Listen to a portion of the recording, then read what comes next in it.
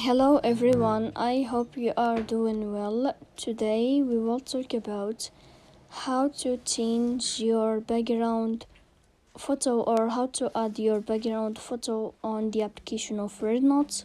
We go to REDnote app as you see and we click. Then in this page you will click in this sign of me and you will enter. After that, here in this page you will go to this sign of edit profile and you will click.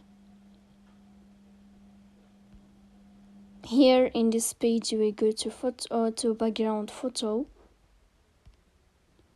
and as you see here we'll find already I added my background photo, but if you want to add it, you will click on change cover, and then here we will find your album. You can choose any picture you have on your album. So that's all. Don't forget to support us by like and subscribe.